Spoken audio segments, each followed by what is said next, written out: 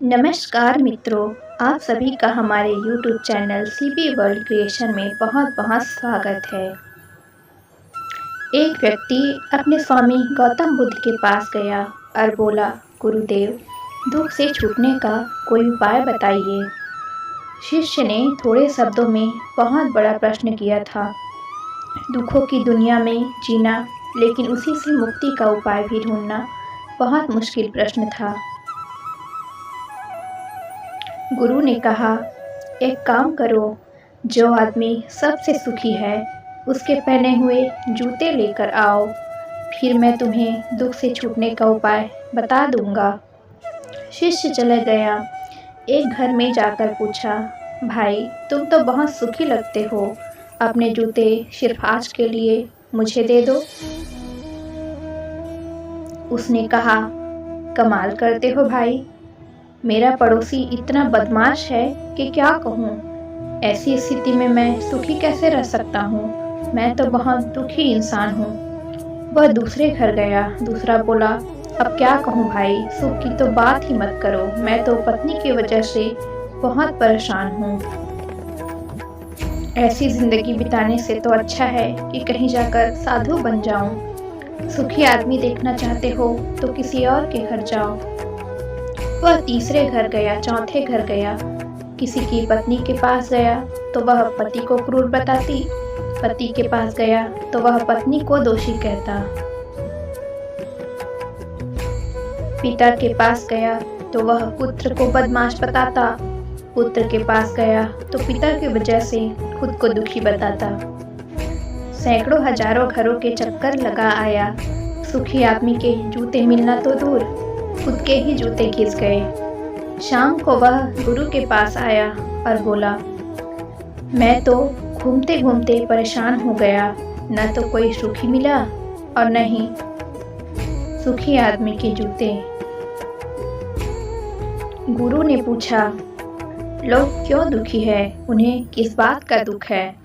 उसने कहा, किसी का पड़ोसी खराब है, कोई पत्नी से परेशान, कोई पति से दुखी है तो कोई पुत्र से परेशान है।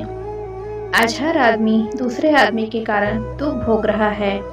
गुरु ने बताया, सुख का सूत्र है, दूसरे की ओर नहीं बल्कि अपनी ओर देखो, खुद में झांको, खुद की काबिलियत पर गौर करो।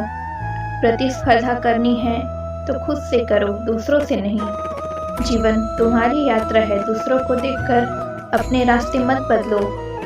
खुद को सुनो, खुद को देखो, यही सुख का सूत्र है। शिष्य बोला, महाराज, बात तो आपकी सत्य है, लेकिन यही आप मुझे सुबह भी बता सकते थे, फिर इतनी परिक्रमा क्यों करवाई? गुरु ने कहा, बस सत्य दुष्पाच्य होता है, वह सीधा नहीं पचता। अगर यह बात मैं सुबह बता देता तो तुम हरगिज नहीं मानते। जब स्वयं अनुभव कर लिया, सबकी परिक्रमा कर ली, सबके चक्कर लगा लिए, तो बात समझ में आ गई। अब ये बात तुम पूरे जीवन में नहीं भूलोगे। जीवन तुम्हारी यात्रा है, दूसरों को देखकर अपने रास्ते मत बदलो। हर व्यक्ति सुखी एवं शांतिपूर्ण जीवन की चाह रखता है, लेकिन उसके प्रयास अपनी इस इच्छा के अनुरूप नहीं होते। यह एक सत्य है कि शरीर में जितने रोम होते हैं, उनसे भी अधिक होती है इच्छाएं। ये इच्छाएं सागर की उछलती मचलती तरंगों के समान होती है। मन सागर में प्रति क्षण उठने वाली लालसाएं वर्षा में बांस की तरह बढ़ती ही चली जाती है। अनियंत्रित कामनाएं आदमी को भयंकर विपदाओं की धधकती भट्ठी में फेंक देती है। वह प्रति क्षण बेचैन, तनावग्रस्त, बड़ी बीमारियों का उत्पादन केंद्र बनता देखा जा सकता है।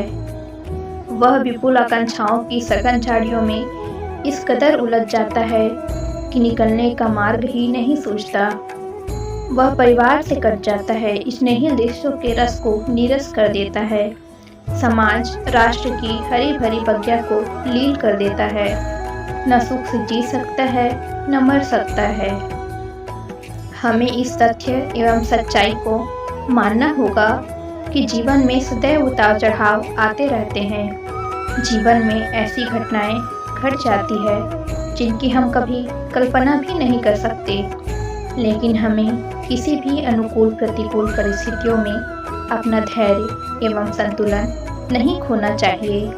यह भी आवश्यक है कि जीवन के प्रति हमारा नजरिया भोगवादी न होकर संयमवादी हो।